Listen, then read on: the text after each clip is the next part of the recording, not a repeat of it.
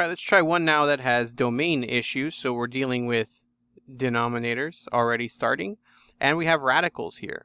So the first thing you want to do when there are domain issues, it's not all real numbers for your domain. You want to find out what your domain would be. So we know that x plus 1 must be greater than 0. And then for the other one, the x plus 1 cannot be equal to 0, and it must be greater, so it's just greater than 0. So that's our domain for that second one. So we don't really need the first one, since the second one encapsulates that. And so we end up with x is greater than -1. That's our domain for this problem. And so any number that we get that's less than -1 or even equal to -1, we throw it out. So let's find our critical points. So let's rewrite our function. This would be x plus 1 to the half plus x plus 1 to the -1/2, and let's take our derivative. So 1/2 x plus 1 to the -1/2 minus 1/2 x plus 1 to the -3/2. Okay, and then again we want to factor out that smaller one, so that would be the 1/2 and the x plus 1 to the -3/2. That would be the one to factor out because it is smaller. So we're going to take this entire thing out. In fact, the whole thing over here will be gone. So that will turn into a -1. Now the other one, the half, will disappear as well.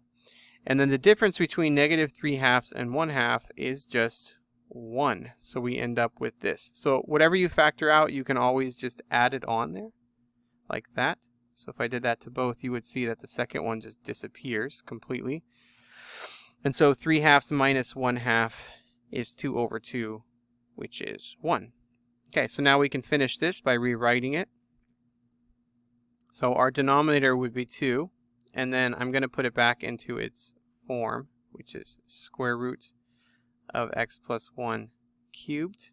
And on the top we get just plain old x, because the -1 and 1 will cancel. So we end up with this equals 0, right, the top, and also the bottom. So if the top is equal to 0, we would get x equals 0, and the bottom equal to 0, we would get x equals -1. Now, which of these is not within our domain? That would be our first one. So we cross it off because it is not within our domain of our function. So there is no -1. And you can verify this in your calculator. So if we take our function, I've already graphed it. And again, you hit zoom 0 to graph it. We get this going on. And so if I hit trace -1 for our critical number, it comes out as no. There's nothing there. Remember, you always want to make sure you plug in the original function. And so now the only critical number we would have is 0. And you can see that matches perfectly right there. And that is our critical point. So 0, 2. 0, 2. Okay, so now for intervals of increase. What we have to do now is also place on the domain here. So our domain is x is greater than -1. So how we do that is I like to, in red, come down here, and at the very beginning, because it says greater than -1, put an open dot. So we know that there is nothing left of that, and then I literally cross it off, scratch it off, whatever you want. Just say no, nothing goes over there. And then we go back and we put our critical number, and we can put a lot of space in there because we're just plugging stuff in. So we need to plug in something that is between -1 and 0. And again, we can cheat if we want. So we already know it's decreasing, increasing. So we already know it's going to be negative, positive, but we still need to show this. So something in between there would be -1/2. That would be a good number to plug in. So if I plug -1/2 into this, I would end up with a negative on the top. And then -1/2 plus 1 would be positive on the bottom, which comes out to be negative.